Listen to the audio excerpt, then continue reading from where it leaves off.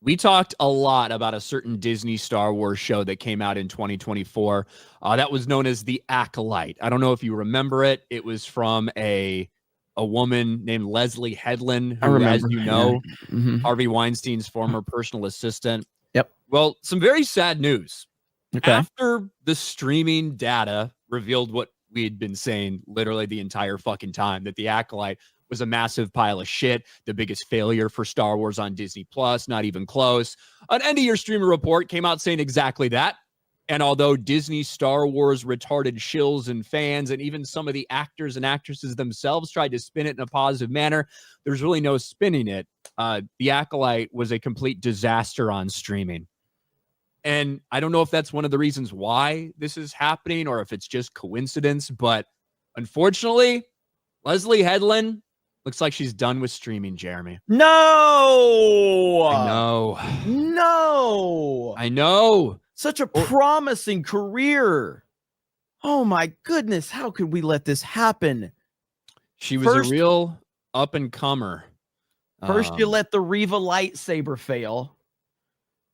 Actually, no. First, you didn't buy Rose Tico action figures because they're all on the shelf or all at, Ollie's now, collecting dust. Then you didn't back the Reva lightsaber. Okay?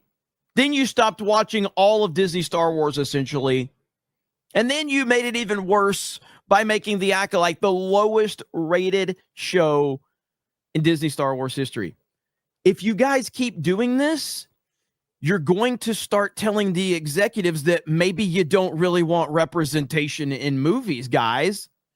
Where are my activists at? If you guys keep not supporting this, eventually they're going to wake up to the reality that, hey, maybe representation doesn't equal success. Just saying.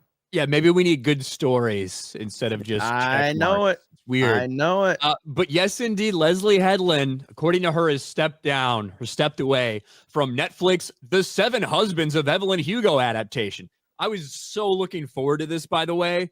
Like, I could not wait to watch The Seven Husbands of Evelyn Hugo, made by Leslie Headland, put on Netflix. But it's not happening anymore. Instead, she's actually going to do what she does best and just focus on stories that she makes about herself, which is what she's doing. Leslie Headland will adapt stage hit Cult of Love for film. Kiss Evelyn Hugo goodbye and remember The Acolyte as a teenage dream. She looks old in this picture here. She looks weathered in this picture. But Cult of Love is a play that Leslie Headland wrote years ago, like 2017, 2018, something like that, that got a Broadway run this year. And that Broadway run included Shailene Woodley and Zachary Quinto, and Rebecca Henderson was also in it. Wait, that's weird.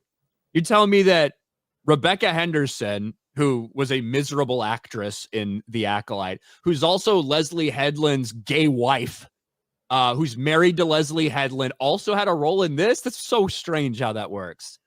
It's almost like Leslie Headland learned from the best to have people that sleep with you get movie roles and film roles. I don't know who she learned that from, Jeremy. Do you have any idea who that could possibly be?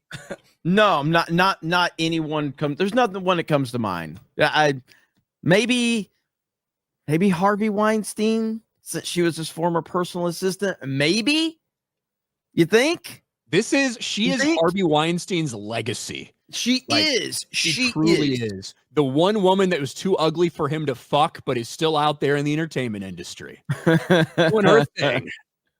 Doing her thing. I mean, like you said, could this just be some coincidences? Yes. But ultimately, Lucasfilm hired this person with the intent to have this person's vision move forward within the Star Wars universe. And it failed so miserably that even the activists at Lucasfilm could not justify continuing on. That's how bad The Acolyte was. We're never going to fully understand just how bad it was, but that is next level. It proves how it was a monumental failure on every level, because if they could have justified continuing this, they would have. The activists at Lucasfilm would have done anything to continue this going. It was such a terrible, terrible season of television. And the worst thing that Disney and Lucasfilm have produced, which is it's a huge statement to make, by the way.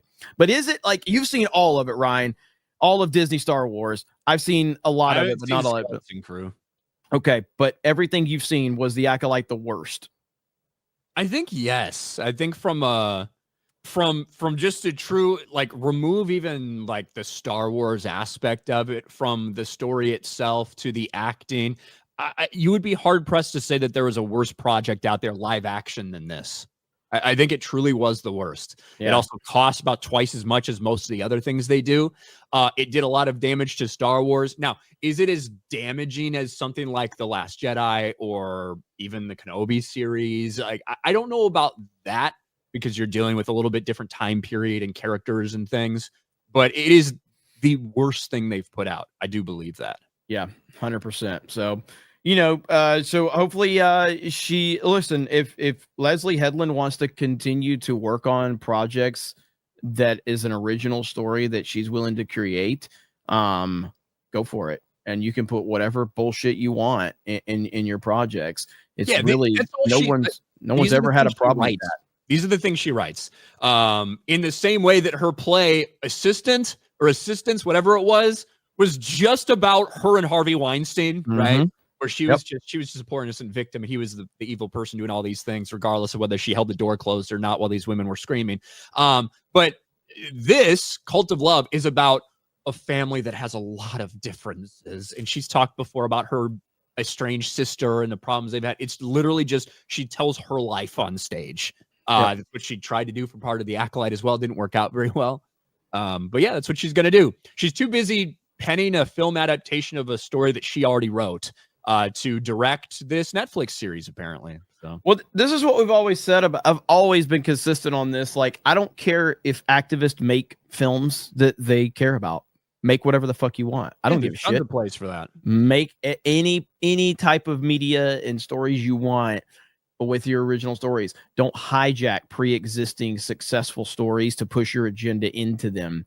And if the market determines that they like the bullshit that you're making, then so be it. I don't care. But I do care when you hijack highly successful IPs to push your bullshit into them. So maybe she'll maybe she'll be successful with this. We'll see. It'll probably be more successful than The Acolyte was. You're probably still going to have some of these Disney Star Wars retards that are like, oh, she's probably actually stepping down so she has time to film Acolyte Season 2, guys. We're doing it. We're doing it. Dumb fucks.